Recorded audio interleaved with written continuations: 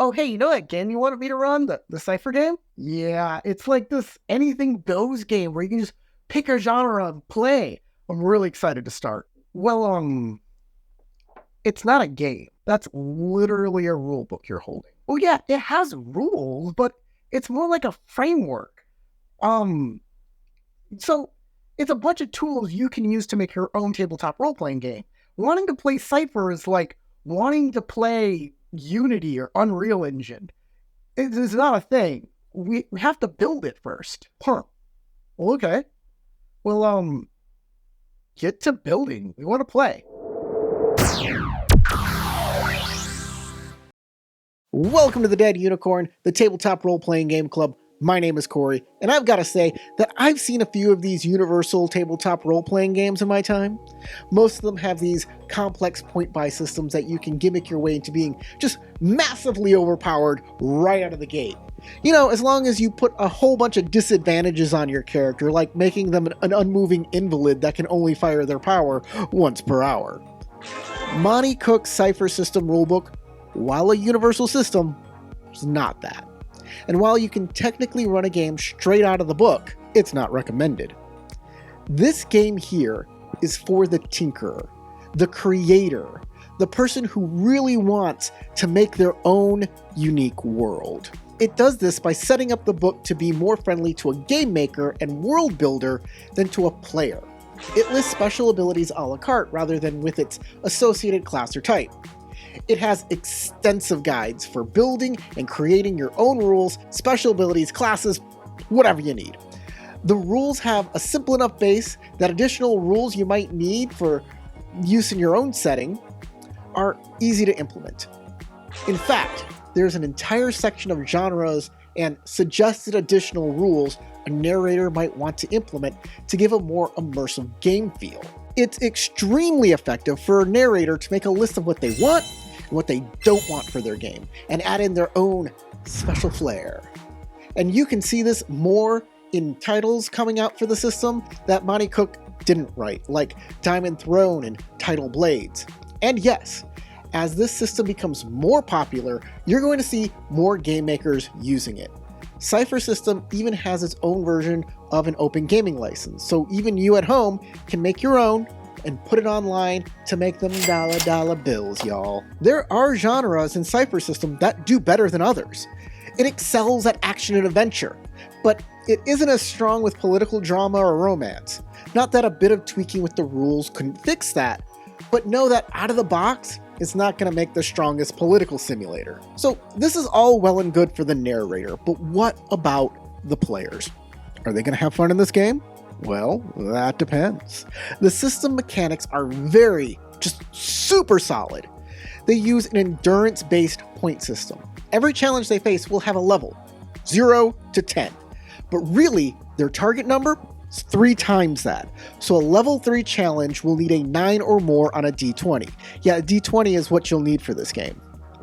A player will use points from one of 3 stat pools: might, speed, or intellect, to both activate their powers and make their rolls easier. This is called effort. Every time a roll becomes easier, either from a skill, effort, or the environment, the challenge level goes down. If it reaches 0, no die roll is needed, the roll automatically succeeds. You'll do this so often in the game, you'll start thinking in 3s in no time. And that's it. That's the rules in a nutshell. Mind you, this is the basics of it all, and there are plenty of special cases such as swimming, poison, fall damage. You know, all the usual suspects are here, but it's all built on this very solid base. Still, players can get confused. For example, bonuses don't add to your roll, but rather subtract from the difficulty level. While this comes out to be the same mathematics-wise, lizard brain want number go up. Why no number go up? Lizard brain no like. Another point of confusion my players constantly have is the difference between edge and effort. Edge is a discount a character gets on any point expenditure. If a character wants to power a mental blast with 3 points of intellect and has an edge of 1, it will only cost 2 points. Math is easy. Effort is an expenditure of endurance points to get a bonus which lowers your challenge level, but your edge can give you a discount on this as well. So you can use your edge to lower your effort cost. Did you understand that? Because my players mix that up all the time. But all these are tiny gripes and are easily dismissed. They are mere shadows in the light of the best rule in the game, the defense roll. That's right. The narrator doesn't have to roll anything. It's up to the players to roll a defense, using their special abilities and effort to maximize their chances of not being hit. It's amazing for the sheer fact that now the narrator isn't the bad guy for rolling a natural 20 behind their screen. When players take damage, it's a simple flat number reduced by their armor, and that number is taken to their stat pool. That's right. Not only do you power your abilities with these stat pools, but they double as your hit points. I think this is probably the weakest rule in the game, and hopefully future editions fix this. First, it gives the feeling to the players that using their abilities and spending effort is losing them health. The more cool stuff you do, the more it kills you, and that's not a fun feeling. Secondly, as a player, you'll strategize just how you want to use your points to give yourself the best effect. But that can all go out the window as soon as you take some damage. And the third strike is if you spend points and abilities and effort on trying to defend and you still fail, now you have to take damage on top of all of the points you spent, making death that much closer. Money Cook, change this rule. But if it's not changed, don't fret. This bad egg isn't as terrible as you think, and it does work mechanically well within the system. Naturally, you can modify anything you like here. For example, there is a video game based on the Cypher system, and it decouples damage and stat pools just how you'd want it. But let's get to what players really want. Character creation. What kind of cool heroes can we make? It starts with 3 words: descriptor, type, focus. And when you gain more power, instead of levels, you gain tiers. So from now on, tiers are levels. Just think of it like that. A descriptor is a trait that a character is most known by, like clever, or hardy, fast, or lucky. This acts like a background for the characters, giving them extra points for their stat pools, skills, but also drawbacks and flaws. This is the only way to get flaws in the Cypher system, which seems like an oversight, but at least they exist, unlike some other games. A descriptor rarely grows or gets more powerful as the character tiers up. Descriptors can also represent a character species, like being an elf or a Martian. It's strange that you can't be a fast elf or a lucky Martian. Only humans can be fast or lucky. Some games published in the Cypher system, like Tidal Blades and Diamond Throne, have broken up descriptors so you can do just that. Type is basically your character class. Here, there are 4 sample types: Warrior, Adept, Explorer, Speaker. They are all fully fleshed out and ready to go right out of the box if you want them. Types are broken up into tiers, which work like levels in other game systems. Every tier has a list of special abilities each type can get. For example, at Tier 1, a warrior can get 4 of the 11 special abilities listed. This is supposed to make each character from a type different enough that no 2 warriors will be exactly the same. But some special abilities are better than others, so more often than not, 2 players of the same type will pick the exact same abilities. Also, many abilities aren't different enough from each other to show a different style of play. To keep things from getting stale in this way, you can add a flavor to a type. There are 4 sample flavors: stealth, technology, magic, and skills and knowledge. Skills and knowledge is one thing. A character can have only one flavor, but each flavor, like a type, has a list of special abilities for each tier. To learn a special ability from a flavor, a character must remove a special ability from the list of available ones in their type. As long as they have the capability to learn a new special ability, either by going up in tier or gaining one through experience, they can have it. Pretty simple. No downsides. Lastly, a character picks a focus. This is a specialty the character is known for, and gets more powerful as they increase in tier. There are focuses that can be mundane. I really don't like that word mundane. they're specialties still. Rather, they're something that any person who is skilled enough could conceivably do, like work the back alleys or master's weaponry. But they can also get quite outrageous, like travels through time and wears powered armor. Some effort has gone into balancing these foci, so the mundane can stand toe-to-toe with the cosmic. But that doesn't mean there aren't any balance issues. There are lots of foci to pick from to customize your own for your own setting, and naturally, rules to build foci from the ground up. So balance can be fixed or made even worse depending on how you want to make your world. With a plethora of special powers, skills, and cool paths to go down, a narrator will have a great time making just all the options that their players will enjoy, and players will love the variety they bring to their character to make them feel special, powerful, even at first tier. So let's bring it down and talk about another sore spot in the game: experience points. At first, it's very simple, straightforward. 4 XP gives you a character advancement, 4 character advancements gives you a tier. The problem arises with other things you can buy XP with. That's right, there's a lot of other things you can buy with XP that does not level you up.